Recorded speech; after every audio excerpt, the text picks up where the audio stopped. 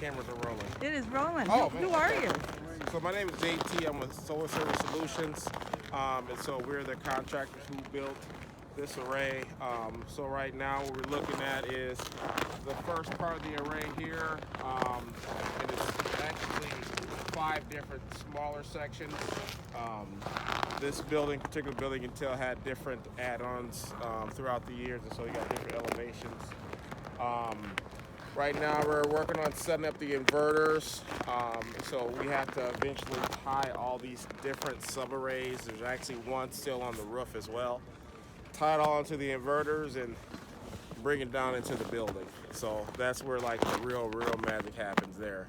Right. So yeah, I got a good team right now. A lot of guys on my team has been in solar for 7 years. I got some stuff from the work development program, and so joining those two together. So, with my more experienced guys, I put it with the more greener guys that are in training and have. They're all greener guys when you're in solar. Yeah, right. We're all green. Yeah. Right. So where are they getting this training? Well, Jamez has a workforce training center. So it's been a good marriage. So it's good to have those guys work along. These guys have been in solar. Some of these guys have been in solar for more than 7 years, which in the solar years is like dog years. Right, so right. that's a real experience. That's a real experienced guy. So Right. they've been learning the role from them, and some of the guys out here, it was their first time, actually touching a solar panel and seeing how it all comes together, and it's a good sense of pride that they were able to put some stuff together. How did you get started in this business, JT? Well, I went to school for electrical engineering, and so I actually started being a field engineer for a representative, actually a manufacturer named 10K. So I don't know if you guys were around when 10K was around. Yep. Yeah. So that was kind of my first introduction to solar. So it was more on the engineering side. Then I eventually went to field engineering, and so they unfortunately didn't make it. So then I start working for more of the installers, and so doing more of the installation. So I've been on everywhere from making the product to installing the product and all the way back. So I have a very innate knowledge about how these solar systems work. And so, my challenge is coming from an engineering standpoint and being so technical and high and trying to explain that to a person who's never touched a solar panel. And so I'm talking about photons, they're talking about, what are you talking about? Right. What's a solar panel? Right. So it's a learning curve for me to be able to, articulate, Translate. Oh, I live in that world all the time. bring it down to earth, as they say. Bring Right. solar down to earth. Tell me a little bit more about your crew, too. Yeah, so some of them they're still coming, it's Friday. So, Right. I have some very experienced guys that used to work at IPS, used to work at Ideal. So those are my experienced core guys. And then we got some guys that, are the first time touching solar, Right. A very, very, very diverse team. Like I said, you got guys from Cole, you got guys like me, you got every color represented here. We work all together, and it works well. We all respect each other. We all know where everyone's experience level is at. So it helps us workflow better. Right. So That diversity is not typical in the solar industry. Yet, yeah, right. Is So it? this is a very diverse. So me and my business partner, he's black, I'm black, he's white.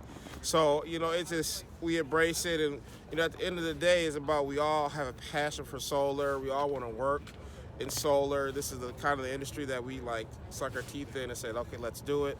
And it is a good thing that the teachers are teaching, because a lot of times in construction, the experienced guys don't want to tell the secrets, right? So they're like in the corner, and Right. the green guys, they're trying to figure it out, and they have a hard time, talking to them. So in this environment, it's all about teaching, it's about training, it's about having Jamez Training Center build the foundation, Right. and having them actually touch it and actually get a feel of how it works, and also having an experienced installer to help them mentor them through the way. So, give them some very practical skills. So it takes 1 or 2 of these installations, and they're good. They're good to go. Right. If we take the time and mentor them as we install, and that's kind of what we've been doing here. Excellent. Making sure Excellent. that they have that bridge and that education. Yeah, So absolutely. So So what panels did you all install here? So these are Jenko 400s. Okay. They're some big boys. Some of my crew members are taller than some of my crew members sometimes. So they don't look so big right now, but when you stand them Yeah, up, right. they're 3 meters by 1 meter Right. in length. And so we also got a whole bunch of these blocks here. So it's a lot of humping, a lot Right. of humping across the roof. It's a very physical job. This Right. part of it is. And so. I got some young men here, and so they were okay with that. This is sweat, yeah, let me do it. So, Excellent. that was the first part is, getting the actual materials laid down, the brick and the solar panel. Right. And so that's where the muscle in the back comes. Right. And the more experienced, electrical side of it is actually connecting all these panels together. Right. And so That's they the step did. you're at now? Yeah, that's what we're doing right now. That's where experienced guys are. They got to kind of teach the guys how that works. Yep. You need a little bit more electrical theory and a lot of stuff Right. that Jamez's training center will teach them. That comes alive there. So. Right. What is the name of your company again, Jake? Solar Service Solutions. Solar And Service we go by Solutions. also S3 as our S3. DBA. Excellent. Yep. Excellent. So that's where the strategic stuff. So it's not a lot of physical work, but it's more thinking and strategic how to get that wire all the way over there. Right, Get right. that wire over there. So Right. that's So where when are the you training. planning to flip the switch? So hopefully we be done. We got some materials that we have to wait for. Around Q4, sometimes everyone's doing solar, Right, so right, sometimes right. the materials are not as available. So we're waiting on some main materials. So hopefully, within a month, we'll have all the materials here, everything connected, and ready to flip the switch. Right. So there's still some process that we got to work through with Excel. Excel has to give us we're gonna come out there and give you the okay. Right. And so your Excel schedule, you don't Right. rush Excel. They run, they Right. kind of. They tell you next Come year. when That's they're what ready. it is, right? Yeah. So Realistically, we're kind of thinking early spring. yeah. By the time all that gets done. I mean, yeah, May. if we get on their schedule, it's really their Right. schedule. Because once it's done, we just do the witness test everything in the winter. Right. Right.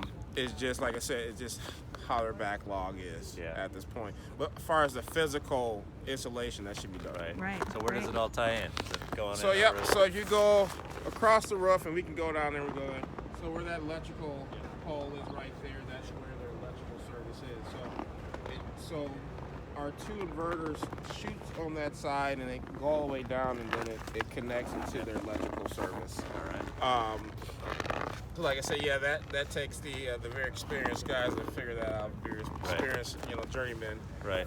But yeah, and then we'll have monitoring on this system, so we'll know if there's any issues, if any squirrels are chewing on anything or anything that's outside. Right. Right. Other things happen, Right.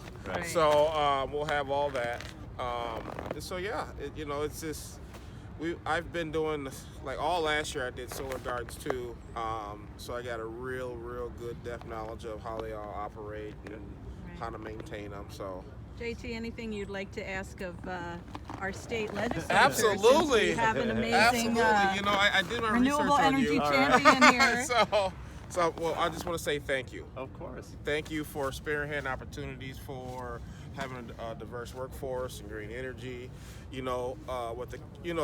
Solar is very political, Yeah. believe it or not. So a lot of our jobs, depend on how the representatives vote.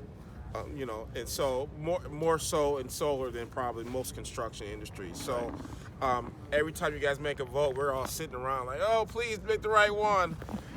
So we've been in those situations before. I don't know if you were around when Senator Rapolo was trying to taper off the Renewable Energy Fund, and so our whole industry was kind of like sitting like, are we going to have a job tomorrow after this after the session? Right. So thank God it went the right way and we're able to go back to work. But that's how serious some of the political decisions are. So I just want to say thank you to start off there. Yeah. Well, So no, thank you. I mean, this is where it happens, right? Right. If it wasn't for you guys and coming out and building these projects, then we wouldn't be making the progress we are as a state on solar energy and seeing our numbers tick up.